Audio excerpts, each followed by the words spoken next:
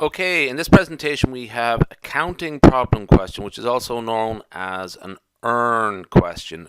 So you often see these. Now, an urn is like a sort of container which something is sampled from. These are sort of fairly standard in introductory statistics courses, these type of questions. We call them counting problems. Anyway, a box contains 8 bulbs, of which 3 are defective.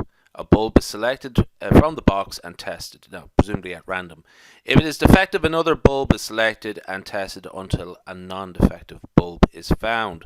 Find the expected number of bulbs chosen. Okay, so essentially what we have here is we have either a defective bulb or a non-defective bulb.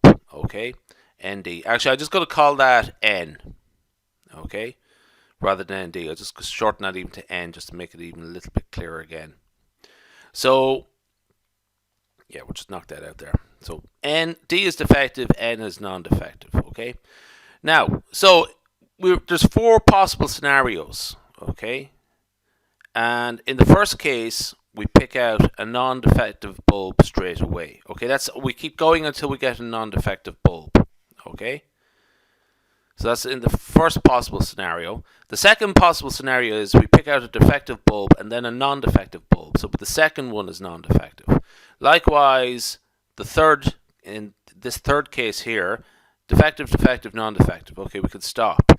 And finally, in the fourth case, defective, defective, defective, and then non-defective. Okay. Now there's no more after that. There's no more possible outcomes after that. Basically, in this scenario here, we run out of defective bulbs. Okay. So in this case, there are no more defective bulbs left after we get to the third one. So anything that once we get to picking out our fourth bulb, all of them have to be non-defective. Okay. So this just sort of it lays out the scenario, the 4 possible scenarios. Okay. Now, so what are the probabilities of each scenario? Well, the first case, non-defective. Well, that's straightforward enough. That's 5 out of 8. Okay.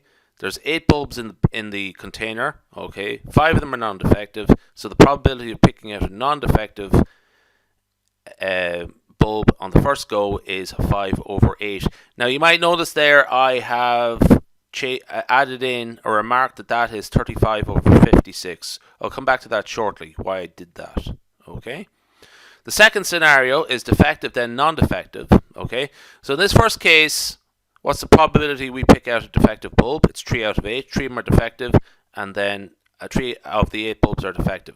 So once we have one picked out, there are 7 bulbs left. Okay, and 5 of them are non-defective. So in this case, what's the probability of picking out a non-defective bulb? It's 5 over 7. So 3 over 8 times 5 over 7, that is 15 over 56. Okay, now you can sort of see I'm going in denominating everything in terms of using a denominator of 56 there, that just for the sake of consistency as I keep going through.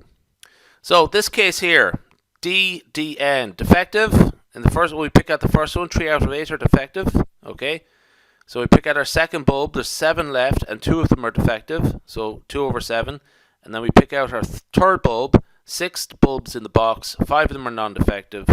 So we work through like that. So 3 by 2 by 5 divided by 8 by 7 by 6. Now 3 and 2 cancel out with 6. So we have 5 over 56. Okay. And then DN, 3 over 8 times 2 over 7. Okay, so we go for our third bulb. There's 6 bulbs left. Okay, one of them is defective. Okay, the probability of picking that out on the third, when we pick out the third bulb, is 1 over 6. And then there's 5 bulbs left. So and they all are non-defective, so 5 out of 5. It's certain, we have a certainty that when we get to the fourth case, that we will be picking out a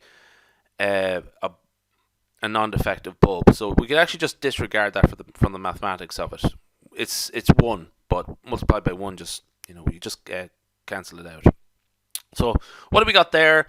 That is 1 over 56. Okay.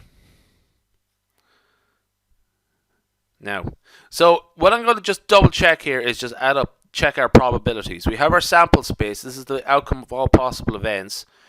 what am I going to do here is just check that the probabilities add up to 1. 35 over 56 plus 15 over 56, that's 50 over 56, plus 5 over 56 plus 1 over 56. If we add them all up together, we get 56 over 56, which is 1. Okay, perfect. Now, the rest of the question is essentially a discrete random variable. Let x be the number of bulbs chosen. Okay, so this is the number of bulbs chosen: 1, 2, 3, and 4. Okay, and there we have the probabilities of each. 35 over 56 times 15 over 56 that is a probability we pick out 2 bulbs. The probability that we pick out 3 bulbs is 5 over 56. And then finally the probability that we have to pick out 4 bulbs is 1 over 56. So this is a straightforward expectation of a discrete random variable. Okay. So the sum of x times the probability of x. So we'll just work it through there. 1 times 5 over 8 plus 2 times 15 over 56 plus 3 times 5 over 56 plus 4 times 1 over 56. That should work down to 1.5. We should expect to be picking out 1.5 bulbs. Alright, we'll leave it there. That's grand. That's a great way to start us off here.